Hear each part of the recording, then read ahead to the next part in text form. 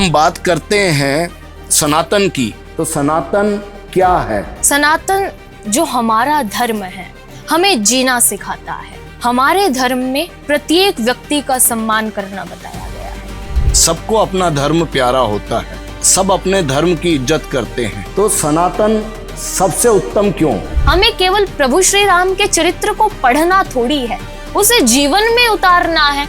भगवान श्री राम का सारा जीवन इसी कार्य में चला गया कि जो लोग प्रभु से वंचित थे, जो प्रभु तक नहीं पहुंच पाते थे, प्रभु उन तक स्वयं पहुंचे हैं। तो जब प्रभु ने किसी की जात नहीं देखी, तो आज के समय में हम साधारण से लोग जात पात में बटे हुए हैं। केवल मोबाइल में इतिहास मत ढूंढिए। जो हमारा इतिहास है, हमारा जो धर्म है, हमारी धार्मिक पुस्तकें हैं, आप उन्हें पढ़िए, उनमें से सीख लीजिए।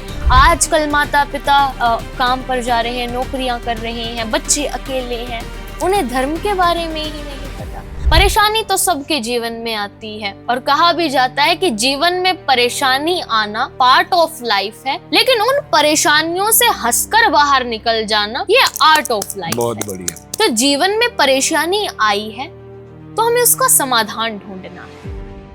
नमस्कार, मैं खेमचंद चौधरी दिव्य संवाद से। आज हमारे साथ स्टूडियो में हैं कनिष्का भारती, जो कि छोटी सी उम्र से ही इन्होंने राम कथा कहना प्रारंभ किया है और अपने देश की अलग अलग स्टेट में इन्होंने राम कथा करी हैं। तो आइए मिलते हैं कनिष्का भारती जी से अपने स्टूडियो में। इनका स्वागत करते हैं तालियों के साथ। आपको जय जय श्री राम। जय जय श्री राम। बहुत बहुत आपका धन्यवाद, आपने मुझे बुलाया। आपका स्वागत है। हमारे दर्शक ये जानना चाहते हैं कि आपको अध्यात्म के मार्ग पे चलने के लिए प्रेरणा कहाँ से मिली, जो कि आप एक छोटी सी उम्र में ये सब कर रही हैं? देखिए, पहली बात और मुख्य बात तो ये है कि मैं ये मानती हूँ कि मैंने कथा को नहीं या मैंने भगवान को नहीं, भगवान ने मुझे अपने लिए चुना है। क्योंकि हमारे अंदर ये क्षमता नहीं है कि हम भगवान को चुन सकें। जब भगवान की कृपा जीवन में आती है तो ऐसी प्रेरणा जीवन में आती है कि हम भगवान की ओर आगे बढ़ते रहते हैं, उनका नाम जप करते हैं या उनकी कथाओं में रुचि होती है। तो मुख्य बात तो ये है, और प्रेरणा भी भगवान ही जीवन में देते हैं। तो जब लॉकडाउन लगा था तो लॉकडाउन के समय टीवी पर रामायण आती थी। तो तब मैं छोटी थी, मेरी उम्र 7 वर्ष थी।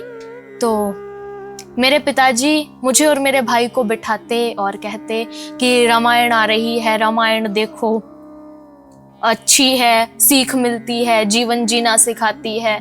तो तब उम्र छोटी थी और ना ही भगवान के बारे में इतना जानते थे, लेकिन शुरू से जैसे घर में मेरे पिताजी हनुमान जी के उपासक हैं, तो हनुमान चालीसा, सुंदरकांड ये सब होते रहते थे। तो जब पापा ने प्रभु श्री राम के बारे में बताया, रामायण के बारे में बताया, तो पहले तो यही लगता कि क्या करेंगे, सुनकर बोर हो जाएंगे, वो हो जाएगा। लेकिन जब धीरे धीरे मैंने कथा सुनी तो मेरी रुचि प्रभु श्री राम में बढ़ती गई। तो मैंने पूरी रामायण देखी और उसके बाद मैंने अपने पिताजी से कहा कि अब मुझे रामचरितमानस पढ़नी है और इसका अध्ययन करके मुझे कथा करनी है। तो मेरे पिताजी ने रामचरितमानस मुझे दिखाई और कहा कि ये इतनी बड़ी कथा है और इसे याद करना होगा, देखकर नहीं बोलनी। तो मैंने अपने पिताजी से पूछा कि पापा, आप मुझे ये बता रहे हैं या डरा रहे हैं?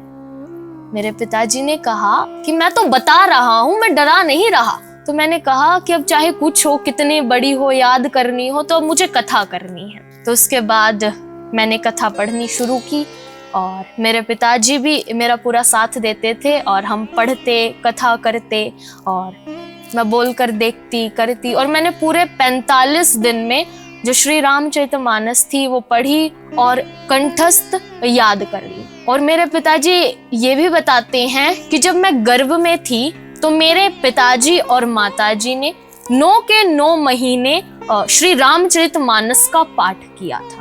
तो उसके बाद प्रभु की ऐसी कृपा रही, उन्होंने ऐसी कृपा की कि आगे मेरी रुचि भी रामचरितमानस में हुई और मैं इसको लेकर आगे बढ़ी। मन में विचार आया कथा करनी चाहिए। तो वही बात है कि प्रभु ने कृपा की और प्रभु ने अपने लिए चुना, तो धीरे धीरे रुचि भी प्रभु श्री राम में बढ़ती गई। बिल्कुल, आपने बहुत ही सही बात बोली। सबसे पहले कि जब लॉकडाउन लगा तो बहुत लोगों ने रामायण टीवी पे देखी और आप जैसे उम्र के बच्चों ने भी देखी, लेकिन उन्होंने एक सीरियल समझ के, एक मूवी समझ के बस उसका आनंद उठाया और उसके बाद भूल गए।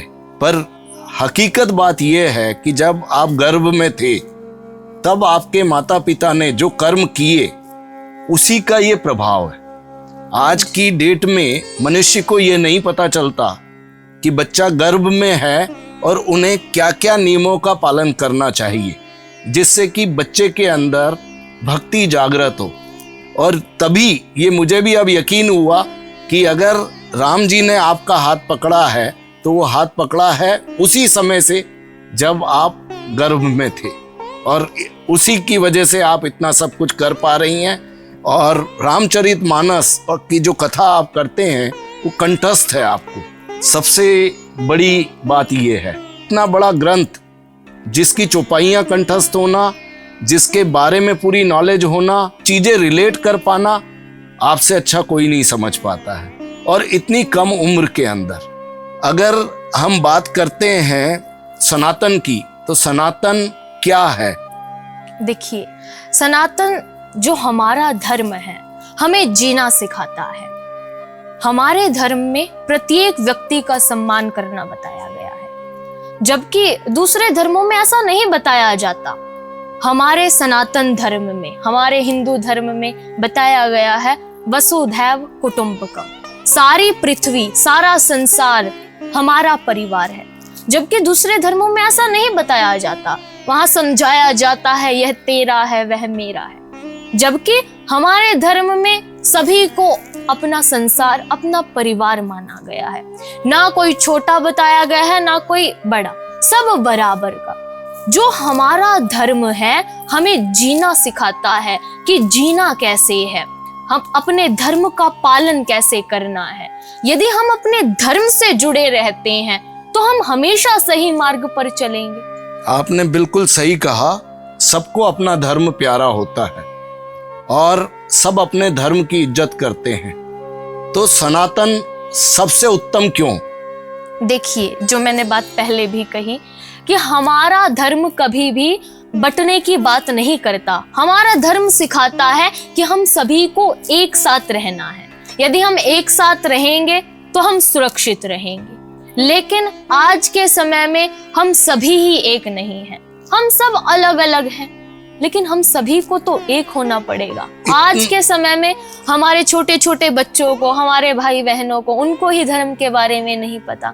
और जब उन्हें अपने धर्म के बारे में नहीं पता तो वो दूसरे धर्म के लोगों की बात सुनकर उन दूसरे धर्मों से प्रभावित होकर अपना धर्म परिवर्तित कर लेते हैं।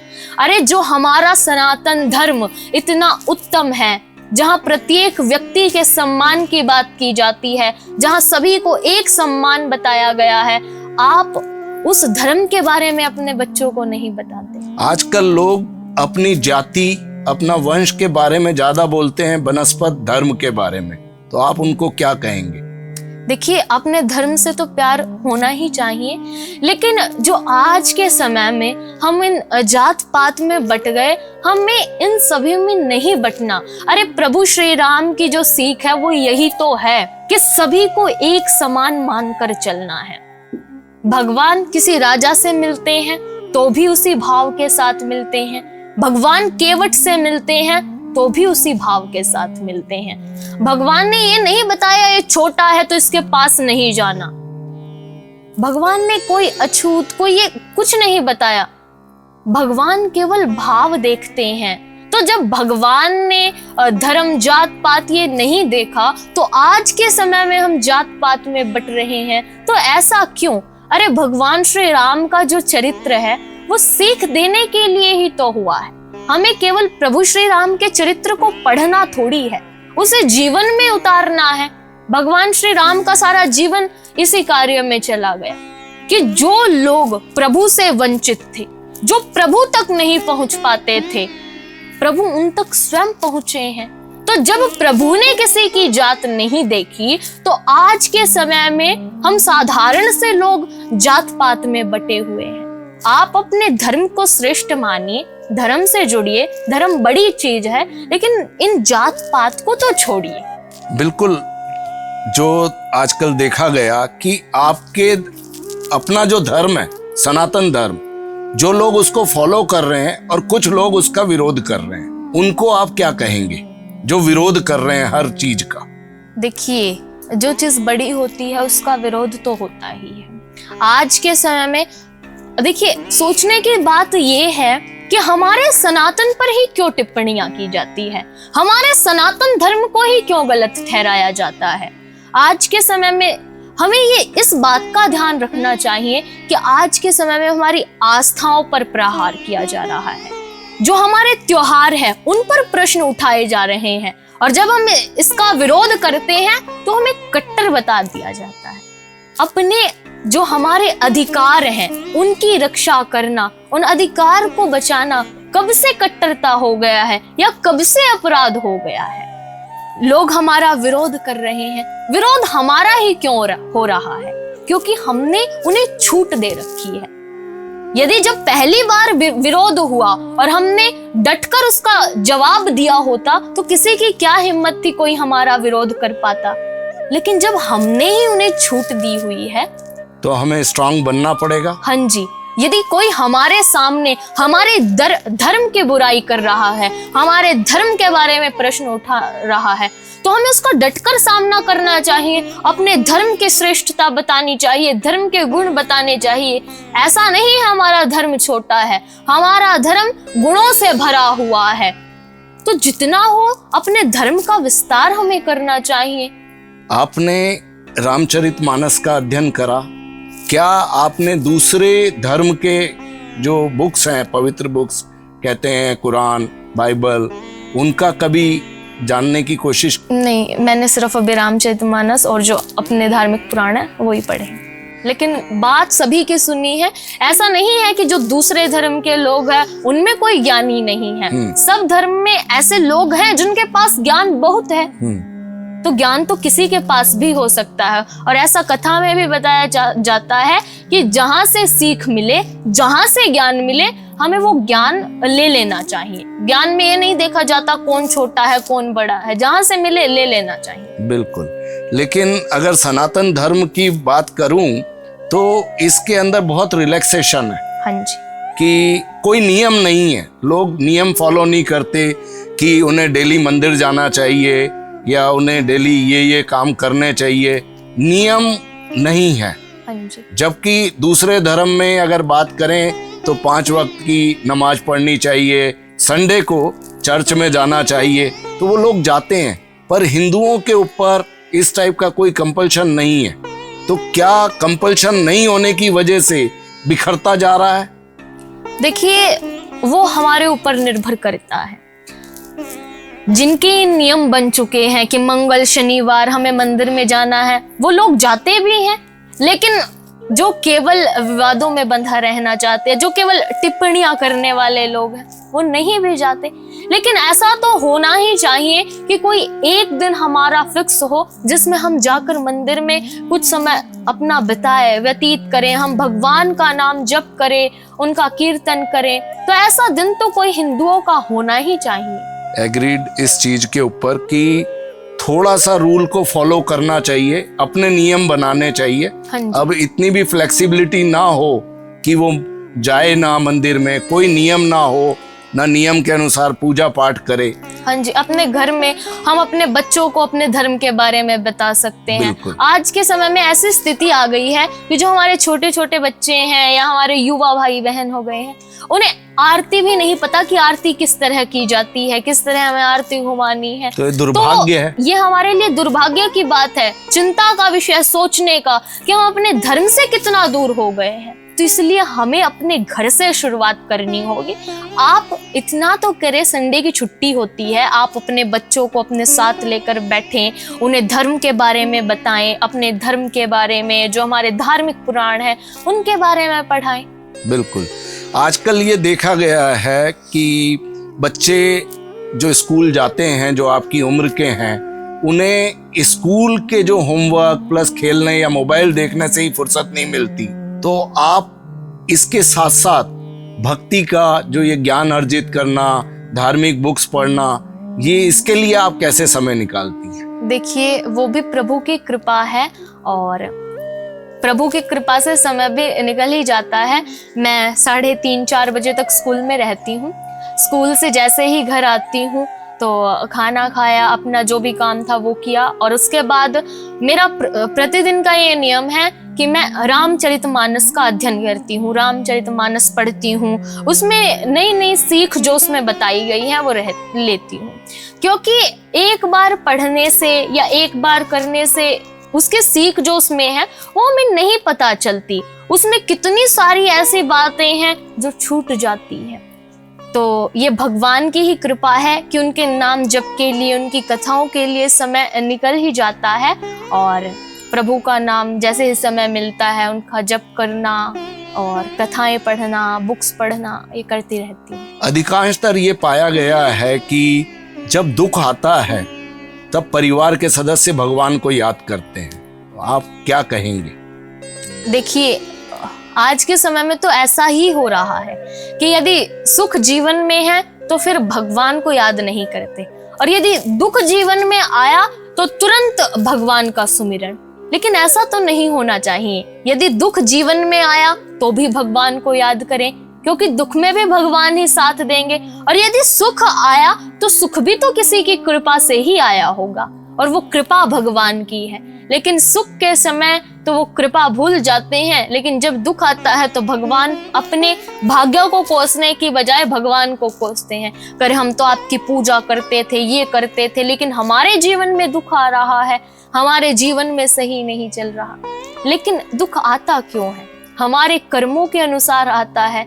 जो कर्म हमने प्रारब्ध में कर दिए उसका फल तो आज हमें यहाँ भोगने के लिए मिल रहा है। लेकिन जब दुख आता है तब भी भगवान को कोसने लगते हैं। और आज के इस समय में हम इस संसार में आकर, जैसा मैं कथाओं में बताती हूँ कि जो ये संसार है ये दुखालय है, लेकिन हम इस संसार में भी सुख की कल्पना कर रहे हैं। यदि सुख इस संसार में है तो वो भगवान के नाम में सुख है, लेकिन हम भगवान के नाम को छोड़ देते हैं। तो यदि जीवन में दुख है तो केवल भगवान को याद करिए, क्योंकि भगवान ही ऐसे हैं जो हमें उस दुख से निकाल सकते हैं। तो केवल सुख है तो भगवान को याद करें, दुख है तो भगवान को याद करें। बिल्कुल आप सही कह रहे हैं, लेकिन इंसान है जब वो सुखी होता है तो भगवान उससे दूर होता है। वो एक पल भी भगवान की तरफ देखना नहीं चाहता। मंदिर जाता है तो फट से नमस्कार किया और निकल जाता है। और दुख होता है तो उसे संसार के कोई भी सुख अच्छे नहीं लगते, फिर वो भगवान के चरणों में गिड़गिड़ाता है। और जैसे ही उसका दुख निकलता है तो वापस ये भगवान की ऐसी क्या माया है कि जिसको वो अपने साथ हाथ पकड़ के रखना चाहते हैं तो वो हमेशा भगवान में लीन रहता है, हर कार्य को भगवान को समर्पित करता है। लेकिन जैसे ही वो उससे निकलता है दायरे से, फिर भूल जाता है। आज की यही तो समस्या है कि इतने सारे संत हुए, गुरु हुए, जो बार बार यही सिखाते रहे हैं कि यदि दुख जीवन में आ रहा है तो उस दुख से निकलने का केवल एक ही साधन है, और वो है प्रभु का नाम। केवल भगवान का नाम जप करो, भगवान की कथाएं सुनो, दुख अपने आप भाग जाएगा। लेकिन हम ऐसा करते ही कहाँ हैं? केवल भगवान को दुख में जब याद किया और सुख में हम भगवान को भूल जाते हैं। लेकिन भगवान को तो दोनों घड़ियों में याद रखना है, क्योंकि भगवान तो कण कण में है। यदि देने वाला भी वही है और लेने वाला भी वही है, तो जो देना जानता है वो लेना भी तो जानता है। तो इसलिए हमें भगवान को याद रखना है, केवल भगवान की कथाएं सुननी है, उनके नाम में ही सुख है। भक्ति से एजुकेशन में आपको क्या प्राप्त हुआ है? देखिए, कई बार ये सवाल आता है कि जब भक्ति करते हैं, कथा करते हैं तो व्यस्तता भी होती है, बाहर जाना होता है, तो फिर पढ़ाई कैसे होती है? देखिए, मैं तो यही कहूंगी कि कथा से मेरा जीवन डिफिकल्ट नहीं बल्कि इजी हुआ है, क्योंकि कथा तो पढ़ाई केवल हमें स्कूली शिक्षा प्रदान करती है, लेकिन कथा तो हमें यह भी सिखाती है कि हमें ये अपना जीवन जीना कैसे है, आगे चलकर जीवन में क्या करना है। आज के समय में स्कूली शिक्षा तो सब ले रहे हैं, लेकिन जो जीवन की शिक्षा है, जीवन को जीना कैसे है, वो किसी को ही नहीं पता। सब अपने धर्म से दूर होते जा रहे हैं। तो इसलिए मैं तो यही कहूंगी कि जितना मुझे पता है इतना तो हर बच्चे को पता होना चाहिए जी। लेकिन आज के समय में केवल स्कूली शिक्षा ही सब कुछ बनकर रह गई है। तो स्कूल की शिक्षा के साथ साथ हमें अपने धर्म की शिक्षा, अपने धार्मिक पुराणों की शिक्षा, इनकी शिक्षा भी होना बहुत जरूरी है, क्योंकि वो तो केवल वैसे शिक्षा है, लेकिन जो हमारे जीवन की शिक्षा है वो हमें कहाँ से मिलेगी।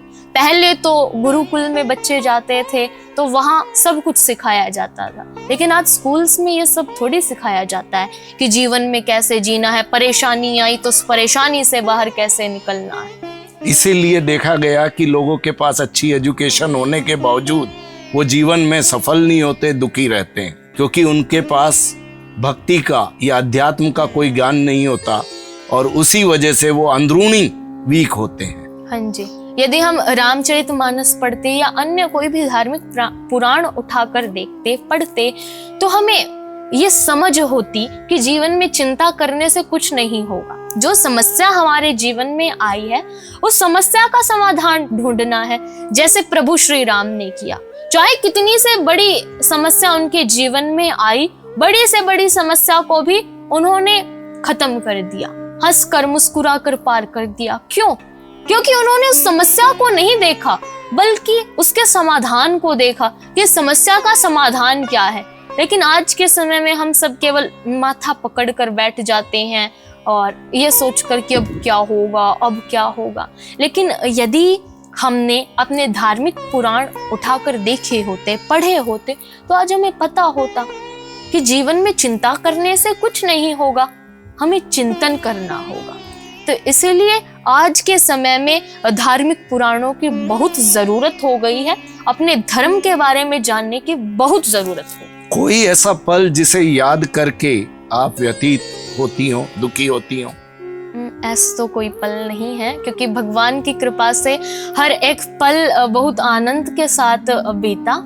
और आपको पूरा भरोसा है ईश्वर पे कि जो भी समय है वो बहुत अच्छा है? हाँ जी, क्योंकि प्रभु की कृपा जीवन में होगी और यदि हम भगवान का नाम ले रहे हैं तो हर पल हमारा हंसते खेलते मुस्कुराते हुए बीतेगा। केवल हमें भगवान को नहीं छोड़ना, भगवान की भक्ति करनी। जी। आप अपने खाली समय में क्या करते हैं?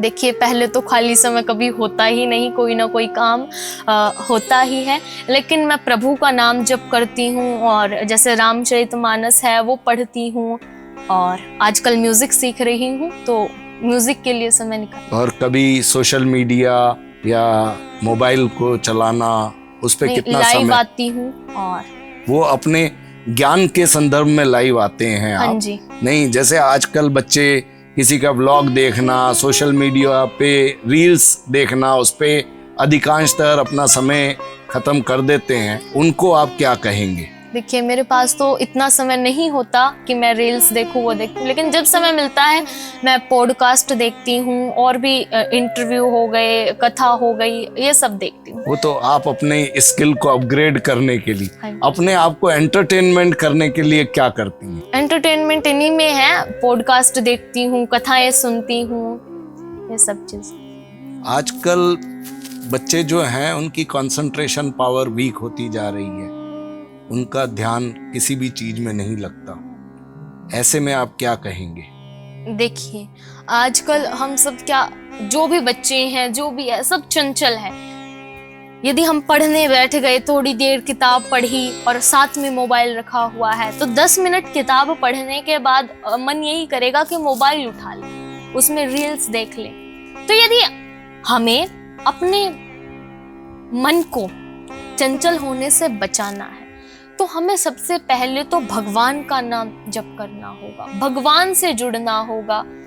और जैसा मैंने पहले भी बताया कि हमारे जीवन को सही दिशा देने में, हमारे जीवन को सही बनाने के लिए हमारे जो पुराण हैं वो बड़े महत्वपूर्ण हैं। आप, यदि आपका बच्चा चंचल है, मन कहीं नहीं लगता, तो आप उसे प्रभु श्री राम का चरित्र दिखाइए। जैसा चरित्र, जैसा आप अपने बच्चे को दिखाएंगे, जैसा माहौल आप घर में देंगे, बच्चा भी वैसा हो जाएगा। यदि हर समय आपके घर में लड़ाई झगड़े चल रहे हैं तो बच्चा भी वैसा ही हो जाएगा, चिड़चिड़ा हो जाएगा, लड़ाई झगड़ा करना ये उसका स्वभाव बन। तो इसलिए अपने घर में आप वैसा ही माहौल दीजिए जिस तरह आप चाहते हैं आपके बच्चे हो। तो आप रामचरितमानस पढ़ें, आप प्रभु श्री राम का चरित्र देखें, अपने आप मन शांत हो जाएगा। बिल्कुल आपने सही कहा, बच्चे चंचल हैं और वो कुछ ही सेकंड में वो डाइवर्ट हो जाते हैं, लेकिन जरूरत है पेरेंट्स को उनको वापस से उस डायरेक्शन पे लाने की। तो आगे कथा के साथ साथ आपका उद्देश्य क्या है जीवन में? उद्देश्य देखिए, उद्देश्य केवल यही है कि जितना हो सके अपने धर्म का, अपने भगवान का प्रचार करना। क्योंकि आज का जो ये समय आ गया है, जैसा मैं बोलती ही आ रही हूँ कि हम भगवान से दूर, अपने धर्म से दूर हो गए हैं। लेकिन जो आगे समय आ रहा है वो यही है कि उसमें केवल जो भगवान का नाम ले रहा है, जो भगवान से जुड़ा हुआ है, जिसके पास शिक्षा है, वो आगे बढ़ रहा है। तो उद्देश्य यही है कि प्रत्येक व्यक्ति तक ये रामचरितमानस पहुंचे, प्रत्येक व्यक्ति प्रभु श्री राम से जुड़े और अपने धर्म के बारे में जाने और अपने धर्म से जुड़े। लेकिन आजकल अगर बच्चों को मंदिर में ले जाया जाए तो वो सही ढंग से भगवान की मूर्ति को भी नहीं पहचान सकते हैं कि राम जी कौन है, लक्ष्मण जी कौन है, सीता जी कौन है। ऐसे में आप क्या कहेंगे? वो क्यों नहीं पहचान पाते? क्योंकि हम मंदिर जाते ही कभी कभी हैं। यदि आप उन्हें प्रतिदिन मंदिर लेकर जाएं, पर प्रतिदिन आपके पास समय नहीं है, तो जिस दिन आपकी छुट्टी है आप उस दिन बच्चों को लेकर जाएं। ऐसा तो है नहीं कि यदि एक बार में नहीं पहचाना, एक बार में उन्हें पूजा करना नहीं आती तो कभी आएगी ही नहीं। यदि एक कार्य को आप बार बार करते हैं तो आप उस कार्य में सफल हो ही जाते हैं। तो आप जितना अपने बच्चों को धर्म के बारे में बताएंगे, उन्हें मंदिरों में लेकर जाएंगे, उन्हें धार्मिक स्थानों पर लेकर जाएंगे, उतना ही तो हमारे बच्चे उनसे जुड़ेंगे। बच्चों का कोई दोष नहीं है, माता पिता को भी तो बच्चों को बताना चाहिए, ऐसा हमारा धर्म है, ऐसे इसमें हमारे भगवान हुए, उन्होंने ऐसा ऐसा किया।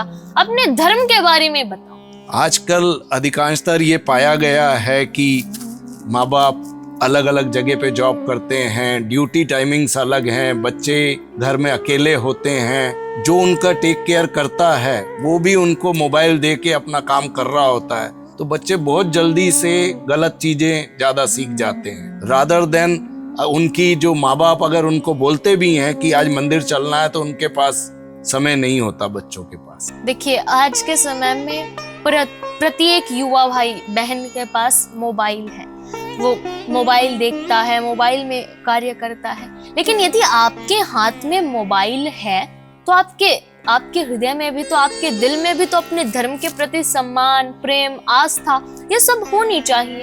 केवल मोबाइल में इतिहास मत ढूंढिए। जो हमारा इतिहास है, हमारा जो धर्म है, हमारी धार्मिक पुस्तकें हैं, आप उन्हें पढ़िए, उनमें से सीख लीजिए।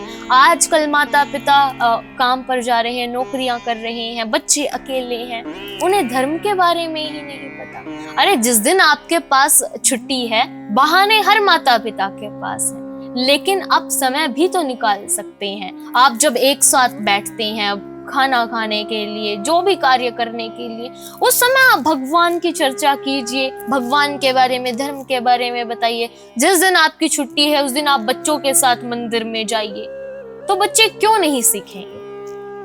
तो जब समय मिले भगवान की चर्चा करें, मंदिर जाएं, अपने धार्मिक जो ये पुस्तकें हैं, पुराण है, ये सब पढ़िए, इनके लिए समय निकालिए।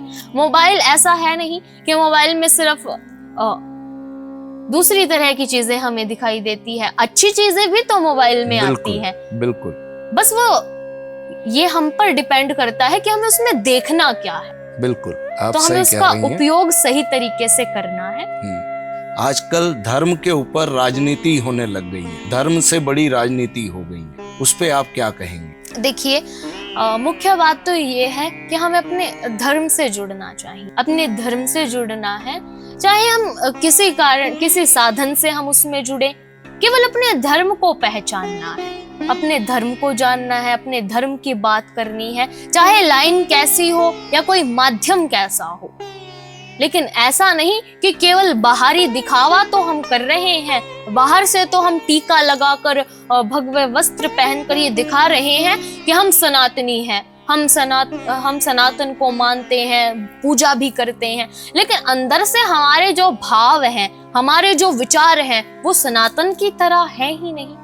तो बाहर से दिखने के साथ साथ अंदर से सनातनी होना, अपने धर्म की बात करना, ये भी जरूरी है। बिल्कुल। अगर देखिए आप कि दीपावली के टाइम पे अयोध्या में, प्रयागराज में दीपोत्सव मनाया जाता है और उसके लिए भी राजनीति होती है, उस पे आप क्या कहेंगे? देखिए, राजनीति के बारे में मैं ज्यादा नहीं जानती और ना मुझे राजनीति के बारे में ज्यादा पता है, लेकिन जो भी ये कार्य हो रहे हैं, लोग इन सभी कार्यों के कारण धर्म से जुड़ जरूर रहे हैं। चाहे अभी अयोध्या में राम मंदिर का निर्माण हुआ तो सभी लोग, यूथ धर्म से, अपने धर्म को पुनः जान रहा है, प्रभु से जुड़ रहे हैं। तो धीरे धीरे सनातन आगे तो बढ़ ही रहा है। आपने देखा कुछ लोग श्री राम के फॉलोअर हैं, कुछ कृष्ण के हैं, कुछ शिव के हैं, कोई हनुमान भक्त हैं, तो आप इनसे क्या सीखती हैं और आप किसको फॉलो करते हैं? जिनमें हमारी आस्था है, हम उसी को अपना इष्ट मानते हैं, उसी की ज्यादा पूजा करते हैं, लेकिन है तो सब एक ही। ऐसा तो है नहीं कि भगवान श्री कृष्ण की राम जी से नहीं बनती और राम जी की भगवान शिव से नहीं बनती। वो सब तो एक हैं, लेकिन हम सभी का एक होना जरूरी है। और मैं तो ज्यादा कथा प्रभु श्री राम की करती हूँ और प्रभु श्री राम का चरित्र ऐसा मुझे लगता है कि जो जीवन में हमें सीख प्रदान करता है। रामचरितमानस भी ऐसी है कि कोई प्रसंग आप उठा लो, प्रत्येक प्रसंग से कोई ना कोई सीख तो हमें मिलती है। और रामचरितमानस हमें जीवन जीना सिखाती है कि हमें जीवन कैसे जीना है। आज के समय में सब चिंतित हैं, डिप्रेशन में हैं, लेकिन उससे बाहर कैसे निकलना है, अपने जीवन को कैसे बदलना है, यही हमें रामचरितमानस सिखाती है। हम मंदिर जाते हैं तो मंदिर जाने से हमें पॉजिटिविटी मिलती है। हमारे जीवन में क्या पता क्या चल रहा है, लेकिन जैसे ही हम मंदिर में अंदर प्रवेश करते हैं तो हम अपने बाहर की चीजों को छोड़कर भगवान के सामने जब बैठते हैं तो एक अलग ही पॉजिटिविटी हमें वहां से मिलती है। इसीलिए मंदिरों में जाना भी जरूरी है। और यदि हम अपने धार्मिक पुराण पढ़ते हैं तो उनमें कितने जीवन जीने की बात सिखाई गई है। आज प्रत्येक व्यक्ति चिंता में है, तो उस चिंता से बाहर कैसे जीना है। कर्तव्य के बारे में हमारी रामचरितमानस में प्रभु श्री राम ने सिखाया है, बेटे का अपने पिता के प्रति क्या कर्तव्य है, माता पिता का अपने बच्चों के प्रति क्या कर्तव्य है, भाई का भाई के प्रति क्या कर्तव्य है, पत्नी का अपने पति के प्रति क्या कर्तव्य है, पति का पत्नी के प्रति क्या कर्तव्य है। भगवान का पूरा जीवन ही सिखाने के लिए हुआ है, सीख देने के लिए हुआ है। और आज के समय में जो भी कोई परेशानी है, समस्या है, ऐसी कोई परेशानी नहीं है जिसका उत्तर रामचरितमानस में नहीं। प्रभु श्री राम का चरित्र मुझे ऐसा लगता है कि जिससे बहुत सी सीख मिलती है और हमें पढ़ना ही चाहिए। बिल्कुल। अगर हम एंड में जाते हैं रामचरितमानस में, तो प्रभु श्री राम ने धोबी के कहने पे सीता माता को अग्नि परीक्षा ली उनकी, तो वो कहाँ तक सही था? देखिए, इसके पीछे केवल यही एक कारण नहीं है। जो अग्नि परीक्षा माँ जानकी जी की ली गई तो किसी के कहने से नहीं ली गई। जब प्रभु श्री राम वन में गए थे तो वहां जाकर जो श्री जानकी जी थी, जब प्रभु को पता चला कि अब ऐसा ऐसा कार्य होगा, रावण आएगा, हरण करेगा, तो प्रभु श्री राम तो जानते थे कि जो ये श्री जानकी जी है, इनका प्रभाव क्या है, इनके अंदर जो तेज है, तो रावण तो इन्हें स्पर्श भी नहीं कर पाएगा। माँ जानकी जी के अंदर जो तेज है, वो देखते ही, केवल देखने मात्र से अपने सामने वाले प्राणी को भस्म कर सकती थी। तो प्रभु श्री राम तो ये बात जानते थे। तो जब रावण उनका हरण करने के लिए आया था, तब उससे पहले ही प्रभु श्री राम ने माँ जानकी से कहा था कि अब आप अग्नि माँ के पास रहो, और जिस सीता का रावण हरण करके लेके गया था वो तो केवल माया की सीता थी, और जो असली सीता थी वो तो अग्नि में थी। तो अयोध्या वासियों को तो ऐसा नहीं पता, क्योंकि उनकी परीक्षा ली गई और वो धरती में भगवान की जो लीला है, भगवान अपनी लीला को उसी अनुसार कर देते हैं, उसी अनुसार बना देते हैं जिस तरह उन्हें चलाना होता है। लेकिन उससे मैसेज ठीक नहीं जाता है ना। देखिए, ऐसा कोई नहीं है जिसके ऊपर लोग सवाल नहीं उठाते, और भगवान का चरित्र तो देखिए सीख देने के लिए हुआ है, और हमें जो अच्छी सीख मिलती है वो उस समय भी ये चीज बताई जा सकती थी कि सीता माता जो गई थी वो हमने ये वाली थी सीता माता। लेकिन रामचरितमानस में तो ऐसा बताया गया है, यदि हम अच्छे से उसे पढ़ें तो एक एक बात का सही से उत्तर दिया गया, उसके पीछे का कारण बताया गया है। ऐसा किया तो ऐसा क्यों किया, वो किया तो वैसा क्यों किया, और ऐसा किया तो ऐसा क्यों किया। यदि हम आज के समय में जो भी लोग ये टिप्पणियां करते हैं वो केवल सुनी सुनाई बातें, एक से सुनी दूसरे से पूछ ली, लेकिन यदि हमने अच्छे से अपने ग्रंथों को पढ़ा होता तो प्रत्येक प्रश्न का उत्तर हमें वहीं से मिल जाता। लेकिन आज के समय में हमने पढ़ा ही कहाँ है। धर्म को फॉलो करने से क्या स्ट्रेंथ आती है? देखिए, यदि हम अपने धर्म से जुड़ते हैं, धर्म से जुड़ने की बात क्या है कि यदि हम अपने भगवान को सही तरीके से मानते हैं, जो उनकी केवल भगवान को मानने से कुछ नहीं होगा। आज के समय में सब कहते हैं मैं राम को मानूं, केवल राम को थोड़ी मानना है, जो राम ने कहा है राम की माननी है। केवल राम को मानने से कुछ नहीं होगा, जो बातें भगवान ने कही है वो जीवन में उतारनी है। यदि हम भगवान की कही हुई बात, कोई एक बात भी अपने जीवन में उतार लेते हैं, हमारा जीवन सफल हो जाता है। धर्म से जुड़ने के बाद हमें ये पता लग जाता है जीवन में क्या करना है, क्या नहीं करना है। रामचरितमानस पढ़ते हैं तो उससे ये सीख मिलती है कि क्या जीवन में करना है, क्या नहीं करना है। प्रभु श्री राम जिन्होंने अपना सारा जीवन ही हम लोगों को सिखाने के लिए अपना बिता दिया, उन्होंने बताया प्रभु श्री राम कितनी सीख देते हैं कि पिता के एक वचन को निभाने के लिए 14 वर्ष के लिए वन में चले गए। बाद में जब भरत जी उन्हें मनाने के लिए गए, वापस बुलाने के लिए गए, तो वापस आ सकते थे, लेकिन फिर भी मन में कि पिताजी ने आज्ञा दी थी, क्या हुआ पिताजी नहीं है, लेकिन वचन तो निभाना है। केवल पिता के वचन को निभाने के लिए 14 वर्ष वन में रहे। अपने हर कर्तव्य को प्रभु ने किस तरीके से निभाया, ये हमें कथा सिखाती है। कथा हमें जीवन दर्शन सिखाती है कि जीवन जीना कैसे है, कठिनाइयों से बाहर निकलना कैसे है। आज हम सब दुखी हैं तो उस दुख का कारण क्या है, उस दुख से बचना है तो प्रभु की शरण ग्रहण करनी होगी, प्रभु से जुड़ना होगा। आजकल भीड़ बढ़ती जा रही है मंदिरों में, पर क्या रियल में वो धर्म से कनेक्ट हो पा रहे हैं या अपने एंजॉयमेंट के लिए जा रहे हैं? देखिए, जो यूथ के प्रश्न हैं, पहले तो उनके उत्तर हमें उन्हें देने चाहिए। प्रत्येक किसी भी हमारे भाई बहन के मन में कोई ना कोई प्रश्न जरूर है, चाहे वो धर्म को लेकर, हमारे सनातन धर्म को लेकर, या हमारी इन कथाओं को लेकर। जो भी प्रश्न है, पहले तो हमारे भाई बहनों को उन प्रश्नों के उत्तर सही तरीके से नहीं, तो वो मंदिरों में भी जाते हैं, भगवान की पूजा करते हैं। आजकल तो धीरे धीरे यूथ जो है भगवान से जुड़ रहा है। तो देखिए, भगवान से क्यों जुड़ रहा है? क्योंकि आज के समय में चाहे हम कथाओं को लगा लें, कथाएं भी काफी हो रही हैं, और राम मंदिर बना, राम मंदिर को लगाए, राम मंदिर जब बना तो उसको लेकर भी जो हमारा यूथ था वो प्रभु श्री राम से या हमारे धर्म से कनेक्ट हुआ।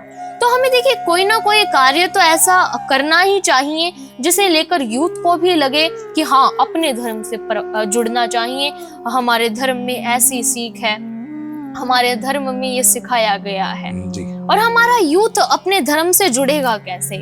पहले तो धर्म के आप बताइए, हमारे धर्म का महत्व क्या है, और पहली बात कि हम जैसे ही किसी को बताते हैं तो भगवान से जुड़ना, अपने धर्म से जुड़ना, भक्ति करना, तो ये है कि अपना सारा संसार त्याग दो, घर गृहस्थी छोड़ दो और उसके बाद भगवान का भजन करो। हमारे भाई बहन ये सुनकर वैसे ही डर जाते हैं, अरे कैसी भक्ति है, कैसा धर्म है, यदि भगवान को पाना है तो घर गृहस्थी छोड़नी होगी। लेकिन ऐसा तो नहीं है, केवल भाव से प्रभु की भक्ति करनी है, भाव से मंदिर में जाना है, जब समय मिले भगवान का भजन करना है। भगवान तो अपने आप प्रसन्न है। पर कहते हैं ईश्वर हृदय में है, हर इंसान में ईश्वर है, तो फिर मंदिर जाने की जरूरत क्यों है? देखिए, हमारे अंदर भगवान है, भगवान का वास है, लेकिन जो हमारी आस्था है, हमें कुछ तो ऐसा चाहिए जहां जाकर हमें ये लगे कि हाँ ऐसे भगवान है। हृदय में तो है ही, हमें हृदय, जो हमारे हृदय में भगवान है उसकी पूजा है, हमारे हृदय में भगवान है, मन है। कैसे पता चलता है हमारे अंदर भगवान है? कोई भी कार्य यदि हम कर रहे हैं तो यदि वो कार्य गलत है तो अंदर से ये संकेत आता है ऐसा नहीं करना। तो अंदर तो भगवान है ही, लेकिन हमें यह विश्वास भी तो होना चाहिए कि बाहर भगवान ऐसे ही हैं। तो मंदिर में जाकर हमें एक अलग पॉजिटिविटी मिलती है, एक ऊर्जा जो मंदिर में होती है, वहां जाकर हमें एक नई एनर्जी हमारे अंदर आती है। यदि हम अपना सारा दिन का सारा काम कर कर शाम के समय मंदिर में जाते हैं, या कोई भी कार्य करने से पहले सुबह के समय हम मंदिर में जाते हैं, तो हमारे अंदर पूरे दिन एक नई ऊर्जा रहती है, एक नई एनर्जी रहती है। इसलिए भी ऐसे स्थलों में, ऐसे मंदिरों में जाना जरूरी है। और हमारे ही धर्म में उस समुदाय के लोग भी हैं जो मूर्ति पूजा के अंदर विश्वास नहीं रखते हैं।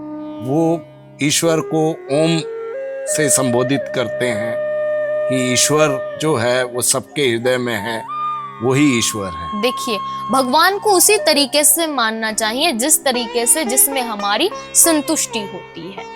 जो कार्य हम संतुष्टि से कर रहे हैं वही कार्य सही है। यदि हम कोई कार्य कर रहे हैं लेकिन मन में ये है ऐसा करेंगे ऐसा तो ना हो जाए, ये कार्य सही है या गलत है। लेकिन जो कार्य हम अपने मन की संतुष्टि से कर रहे हैं वो कार्य सही है।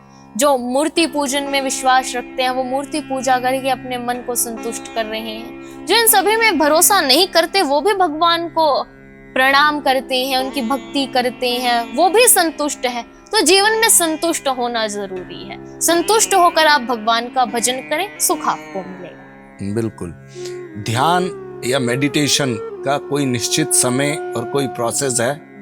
देखिए, जब आपको समय मिले तब आपको करना चाहिए। जब आपको समय लगे, कभी आपको दोपहर में समय लग गया, कभी प्रातः काल, कभी शाम के समय, तो जब समय मिले आप प्रभु का भजन करें, ध्यान लगाएं, मेडिटेशन करें, भगवान से जुड़े, उनकी भक्ति करें। मतलब उसके लिए कोई निश्चित समय नहीं है। आप केवल भगवान की भक्ति करें, कैसे भी करें। और ये तो बताया गया कि भगवान का नाम ले, चाहे, और कलयुग में तो भगवान ने पूरे फ्री कर दिए कि केवल भगवान मेरा नाम लो, मैं अपने आप तुम्हारा उद्धार कर दूंगा। कलयुग में ऐसा ही बताया गया है कि कलयुग केवल नाम आधारा, सुमिर सुमिर नर उतर ही पारा। केवल मेरा नाम लो, भगवान उद्धार अपने आप कर देंगे। किसी समय लो, भाव से लो, कुभाव से लो, उद्धार होना। बिल्कुल। अब जिस हिसाब से अमीर गरीब दिखाया गया, एक अमीर आदमी है, गरीब है, उसका बैंक बैलेंस काफी ऊपर है, उसका बैंक अकाउंट ही नहीं खुला। इसी प्रकार अध्यात्म के मार्ग पे एक इंसान कंटिन्यूअस नाम लेता है और एक इंसान कभी कभार नाम ले लेता है। तो इन दोनों का फल में क्या फर्क होगा? देखिए, यदि हम कोई भी कार्य कर रहे हैं तो हमारे जीवन में संतुष्टि होना जरूरी है। अब जो व्यक्ति प्रतिदिन प्रभु का नाम जप करता है, प्रभु का नाम लेता रहता है, उसके जीवन में एक अलग ही पॉजिटिविटी है, एक अलग ही एनर्जी है। कोई भी कार्य यदि वो करता है तो पूरे उत्साह के साथ करता है। लेकिन एक व्यक्ति ऐसा है जो कभी कभी प्रभु का नाम ले लेता है, आज याद आया तो ले लिया, कल नहीं आया तो कल नहीं लिया, कभी समय मिला तो प्रभु का नाम लिया, तो वो व्यक्ति थका थका महसूस करता है, कोई भी कार्य करने में पूरा मन नहीं लगा। तो इसलिए आप पूरे दिन में कोई एक समय तो ऐसा निकालें कि आप भगवान का नाम जप कर सके। आप कोई कार्य कर रहे हैं, आप वो कार्य करते करते भगवान को याद कर ले, भगवान का भजन कर ले, उनका नाम जप कर ले, उद्धार तो आपका हो ही जाएगा। लेकिन एक बंदा 18 घंटे नाम लेता है और एक बंदा सिर्फ 5 मिनट नाम लेता है, तो दोनों के फल में कोई अंतर रहेगा? देखिए, केवल भगवान का भजन कीजिए और फल तो हमारे कर्मों के अनुसार मिलेगा। जैसे कर्म हमने किए उसी के अनुसार फल। लेकिन जो हम कर रहे हैं, जितना हम नाम जप कर रहे हैं, वो हमें भाव से करना है। यदि एक व्यक्ति 18 घंटे प्रभु का नाम जप कर रहा है, भगवान को याद कर रहा है, लेकिन बाहर से तो नाम जप कर रहा है, लेकिन अंदर मन में उसका जो चल रहा है वो अलग अलग बातें चल रही है, भाव नहीं है, षड्यंत्र चल रहे हैं, तो ऐसा नाम लेने से कुछ नहीं होगा। आप समय मिले, जितना समय मिले उतने में भगवान का नाम जप करें। नाम जप करें तो भाव से करें। भगवान फल तो कर्मों के अनुसार देते हैं। आप अपने कर्म अच्छे कीजिए, भगवान फल देंगे। जीवन क्या है? जीवन तो यही है जो हमारे कर्म पहले तो हमने किए, उसका फल इस जन्म में हमें मिल रहा है। अपने जीवन को सही बनाना है। जितना समय हमें भगवान ने दिया, इसमें जो हमारे कार्य हैं वो कार्य करो, भगवान का नाम भी जप करो, अपने जीवन को अच्छे से जियो।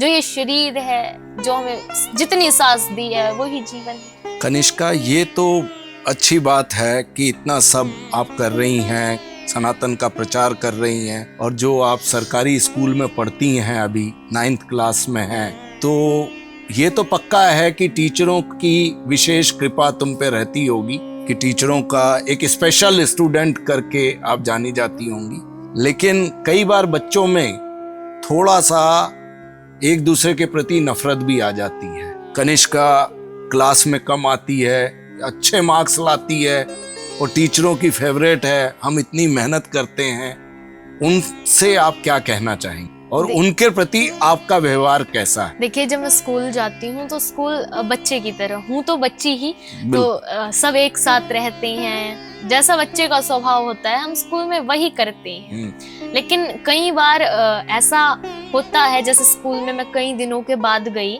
काम मैंने किया, जितना कवर कर सकी किया, लेकिन यदि थोड़ा बहुत बच गया और टीचर नोटबुक चेक कर रहे हैं, मुझे कह दिया कि कोई बात नहीं, थोड़ा रहा हुआ है तो बैठ जाओ, कोई बात नहीं। लेकिन जब दूसरे बच्चे को टीचर डांट लगाता है तो वो प्रश्न करते हैं कि आपने कनिष्का को तो कुछ नहीं कहा और मुझे आप डांट रहे हैं।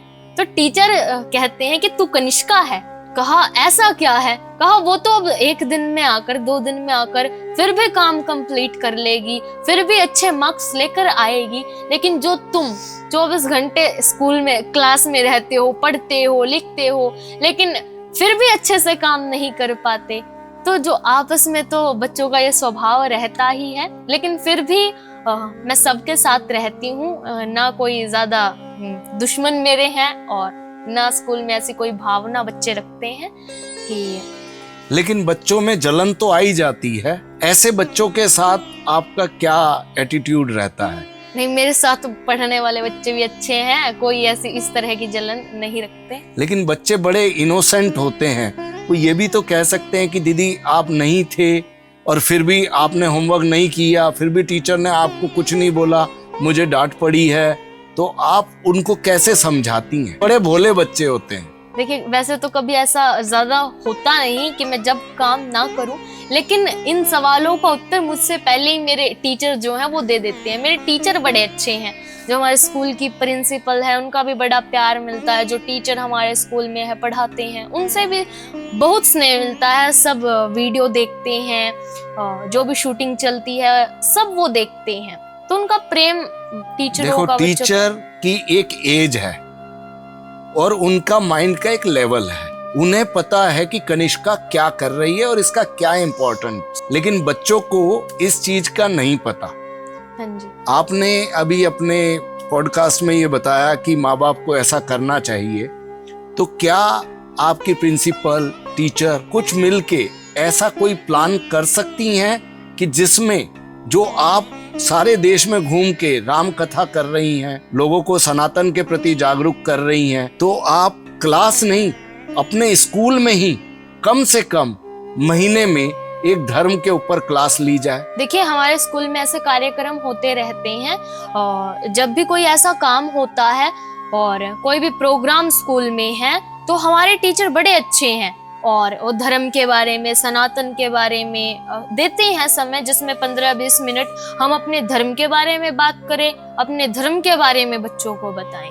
ऐसा होता रहता है। लेकिन आपने अभी हमने जब बात करी कि इंसान किताबी शिक्षा ले लेता है और जीवन भर परेशान रहता है, क्योंकि उसे यही लगता है कि ये दुख मेरे साथ क्यों आ रहे हैं, मैं ही इसका विक्टिम क्यों हूँ, मैंने तो ऐसा कुछ करा ही नहीं है, फिर मेरे ऊपर इतने कष्ट क्यों आ रहे हैं। ये सब वो तब उसकी सोच से वो चीजें निकलेंगी जब वो जागरूक होगा, जब उसे उसकी नॉलेज होगी।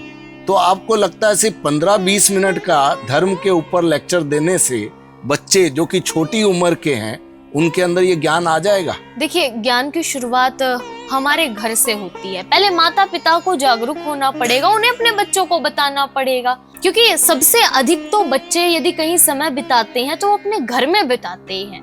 घर का जैसा माहौल होगा, बच्चे भी तो वही सीखेंगे। और बच्चे सही कहा, मैं रोकूंगा आपको कि घर में कितना समय, लेकिन अगर देखा जाए तो बच्चा जितना समय स्कूल में बिता रहा है उतना ही समय वो घर में बिता रहा है, इससे ज्यादा नहीं समय बिता रहा है। वो सो के खेल के निकालता है, सब कुछ चीजें होती हैं। तो क्या अगर ऐसा कोई चीज हो जाए जिसमें एक एक्स्ट्रा क्लास ली जाए और धर्म के बारे में, रामचरितमानस के बारे में, कभी श्री राम प्रभु के बारे में, अगर उसके ऊपर, ज्ञान के ऊपर, चर्चा के ऊपर, उनके जीवन के ऊपर चर्चा की जाए, तो क्या उससे फायदा होगा? देखिए, ऐसा तो होना ही चाहिए कि जैसे पहले तो ये सब शिक्षा गुरुकुलों में मिल जाती थी। गुरुकुल में बच्चे जाते थे तो वहां पर सब प्रकार के अध्ययन उन्हें करवा दिए जाते थे। लेकिन आजकल केवल स्कूलों में यदि कोई शिक्षा दी जा रही है तो वो केवल पढ़ाई उन्हें करवाई जा रही है, जो जीवन की असली शिक्षा है वो उन्हें बताई ही नहीं जा रही। तो बच्चों को स्कूली शिक्षा के साथ साथ उनके जीवन की, उनके धर्म की शिक्षा भी हमें अपने बच्चों को देनी है, क्योंकि आने वाले समय में ये भारत उन्हीं के तो हाथों में है, वही तो आगे चलकर इस भारत को भी संभालेंगे। तो आजकल उनका भी एजुकेटेड होना, उनका धर्म के बारे में जागरूक होना, धर्म को जानना, ये बहुत जरूरी हो चुका है। तो इसके लिए कुछ ना कुछ ऐसे कार्य तो होने ही चाहिए कि जिनसे बच्चे प्रेरित हों, प्रभु श्री राम से जुड़े, चरित्र भी पढ़ें, वो ये भी जाने कि इसके फायदे क्या है, क्यों ये पढ़ना चाहिए। जैसा कि आपने देखा आजकल स्कूली शिक्षा या कॉलेज के बाद डिग्रियां ले ली लोगों ने, अच्छी अच्छी डिग्री, पोस्ट ग्रेजुएशन कर लिया और उसके बाद मल्टीनेशनल कंपनी में जॉब करने लग गए, लेकिन फिर भी सुसाइड के केस बहुत हो रहे हैं। अच्छा पे पैकेज होने के बावजूद भी वो अपनी जिंदगी को से संतुष्ट नहीं है। ऐसे में आप क्या कहेंगे? देखिए, जीवन में केवल पैसा होना ही सब कुछ नहीं है, हमारे जीवन में सबसे बड़ी संतुष्टि होनी चाहिए। लेकिन आज के समय में जीवन में संतुष्टि ही नहीं है। आजकल छोटे से छोटे बच्चे से भी यदि आप जाकर पूछ ले तो वो भी कहेगा कि मुझे चिंता हो रही है, मैं डिप्रेशन में हूँ, मुझे सर दर्द है, ये है, वो है। लेकिन जो शब्द इतने बड़े हैं, हमने इन्हें इतना इजी कर दिया कि छोटे से छोटे बच्चे को आज के समय में डिप्रेशन के बारे में पता है। लेकिन ये सब हो क्यों रहा है? हमें चिंता क्यों होती है? हमारे जीवन में डिप्रेशन क्यों आता है? ये सब नेगेटिविटी के कारण होता है। और नेगेटिविटी कब आती है, हम चिंतित कब होते हैं?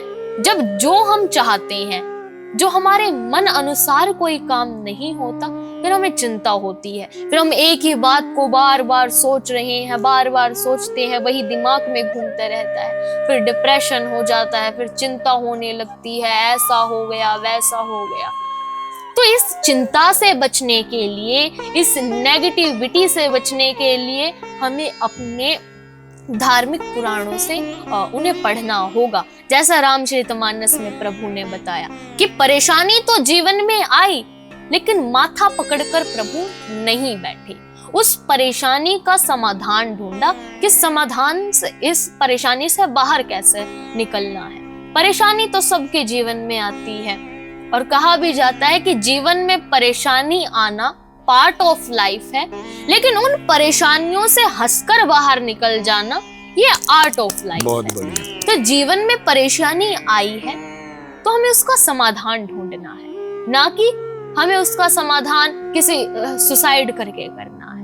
आपने बहुत ही अच्छे शब्दों में समझाया, लेकिन देखो, एक बंदा गांव से शहर में नौकरी करने आया, उसके लिए कम संसाधन थे गांव में, जो उसने देखा कम एंटरटेनमेंट के साधन, उसने एक स्कूली शिक्षा ली तो छोटा सा बैग उठा के चप्पल में ही वो स्कूल चला गया। अब जब शहर में नौकरी करने आया तो उसने देखा यार शहर की जिंदगी कैसी है, उसके ऊपर प्रेशर बढ़ा। देखा कि लोग तो यार ब्रांडेड जूते पहन रहे हैं, अच्छे ब्रांडेड कपड़े पहन रहे हैं, अपनी तनख्वाह उसमें लगा दी दिखावे में, क्योंकि नहीं तो समाज एक्सेप्ट नहीं करेगा। अब जब शादी भी हो जाती है, उसके पास इतने साधन नहीं है, लेकिन बच्चे के पास मोबाइल होता है उसके, और वो कई चीजें देखता है। और आज का बच्चा इतना एडवांस हो गया है, वो कहता है कि हम किराए के घर में क्यों रहते हैं, हमारा घर ऐसा क्यों नहीं है। उस बच्चे के पास ये साइकिल है, इसकी वैल्यू 30,000 रुपए है, मेरे पिताजी मुझे ये साइकिल क्यों नहीं दिला सकते। तो अब बताओ, उसके पिताजी पे वो प्रेशर आएगा या नहीं आएगा, क्योंकि सोसाइटी आज एक फैमिली वाले बाहर घूमने गए, फेसबुक पे कनेक्ट है, उसकी वाइफ बोलेगी कि देखो फला बंदा तो वहां घूम रहा है, ऐश कर रहा है, हम साल में एक बार भी नहीं जा सकते। तो इतनी सारी सोशल ऑब्लिगेशन है कि बंदा के ऊपर प्रेशर बहुत आ जाता है। आज के समय में हमने क्या काम कर दिया है, हमने दूसरे को देखकर जीना शुरू कर दिया है। उसके पास ये है तो मेरे पास ऐसा क्यों नहीं है, यदि उसके पास ये है तो मेरे पास भी ऐसा होना चाहिए।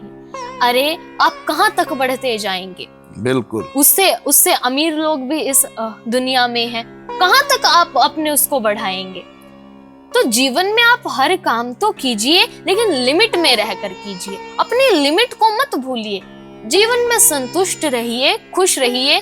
जैसा भगवान श्री राम ने जब शबरी जी के पास प्रभु गए तो उन्होंने नवदा भक्ति का उपदेश दिया, तो प्रभु ने अपनी 8वीं भक्ति में ये बताया है, ये लिखा है कि 8 जता लाभ संतोषा, सपने हु नहीं देख ही पर दोषा। कि 8वीं भक्ति प्रभु की ये है कि प्रभु ने प्रारब्ध से जो भी धन धान्य दिया है उसमें पूर्ण संतुष्टि होनी, कोई बड़े बड़े सपने नहीं देखने। यदि जीवन में संतुष्टि है तो फिर आप सुखी है। संतुष्ट होना जरूरी है, लेकिन आज के समय में हम दूसरे को देखकर जीना शुरू कर रहे हैं। अरे आप कहाँ तक बढ़ते जाएंगे, इसलिए दूसरों को देखकर जीना छोड़िए, आप अपने लिए जिए, दूसरों के लिए मत जिए। बिल्कुल आपने सही कहा कि जीवन में संतुष्ट होना जरूरी है। अगर वो फैमिली का जो मेन सदस्य है, जो जॉब करता है, वो संतुष्ट हो जाता है कि मेरे लिए ये सब ठीक है, लेकिन कहाँ उसका बच्चा और उसकी वाइफ संतुष्ट नहीं होते, तो वो कहाँ संतुष्ट रहेगा। देखिए, संतुष्ट क्यों नहीं होते, जब हम दूसरे को देखकर जीना शुरू करते हैं तो जीवन में संतुष्टि तो आती ही नहीं। लेकिन जो सब प्रश्नों का उत्तर केवल रामचरितमानस में बताया गया है। आप रामचरितमानस पढ़िए, उससे सीख लीजिए कि जीना है तो अपने लिए जियो। यदि लोगों को देखकर जीना शुरू करोगे तो जीवन आपका बर्बाद हो जाएगा। अपने लिए जियो, कुछ करना है तो अपने लिए करो। बिल्कुल। और यही बात तो बच्चे ये कहते हैं कि मुझे अपने लिए जीना, मेरे दोस्त के पास ये गाड़ी है, मुझे दिलाओ, मुझे आपसे मतलब नहीं है।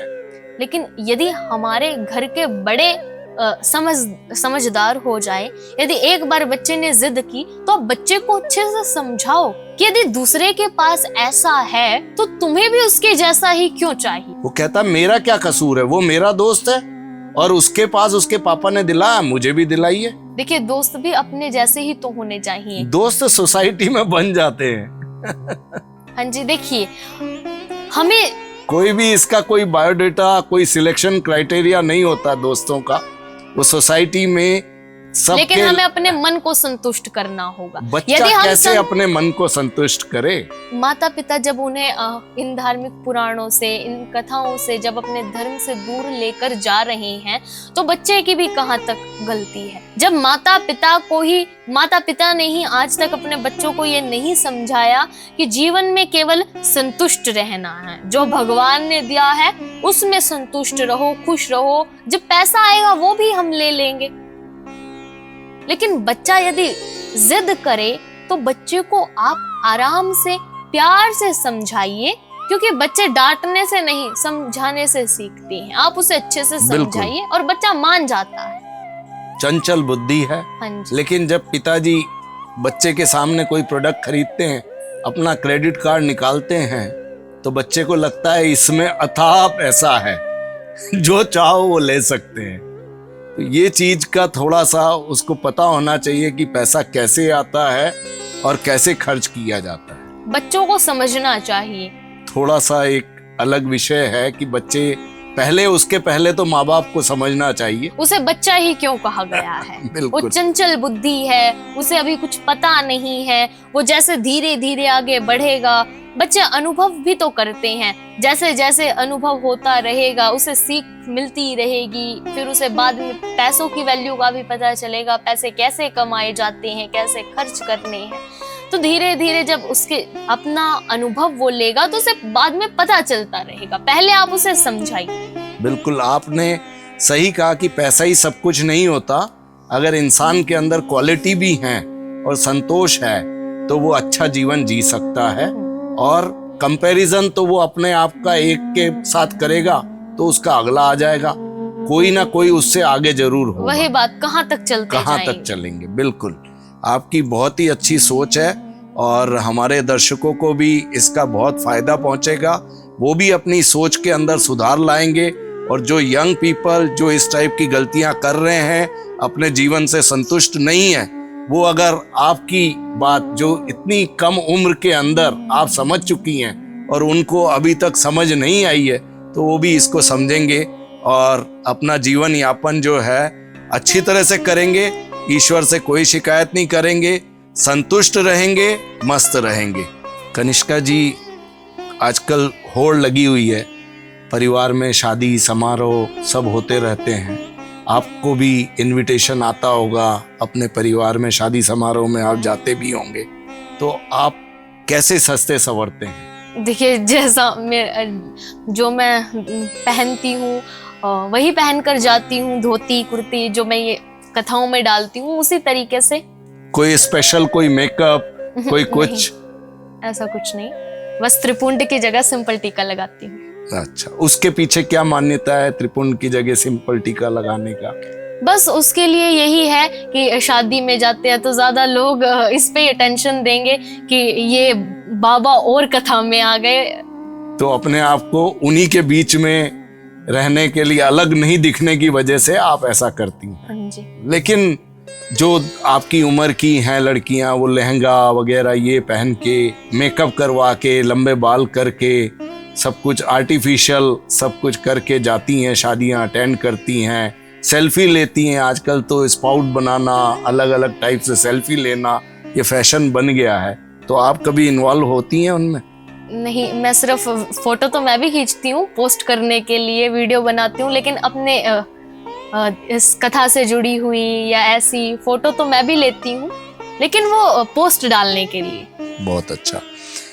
कनिष्का जी, आप हमारे दर्शकों को जो कोई चौपाई या कोई भजन जो आपके दिल के करीब हो, जो आप कथा में भी कहते हैं और उसका बहुत प्रभाव पड़ता है इंसान के जीवन पे, वो सुनाना चाहेंगी? पहले तो मैं आपको एक छोटी सी चौपाई, मतलब जो रामचरितमानस है वो जीवन में देखिए सीख देने के लिए हुई है। प्रत्येक व्यक्ति के लिए कोई ना कोई सीख है। यदि हम रामचरितमानस पढ़ते हैं तो पढ़ते पढ़ते हमें ये भी महसूस होता है, हाँ ये बात मेरे जीवन से जुड़ी हुई है, ये सीख मुझे लेनी चाहिए, ये कमी मेरे अंदर है तो मैं इसे ऐसे दूर कर सकता हूँ।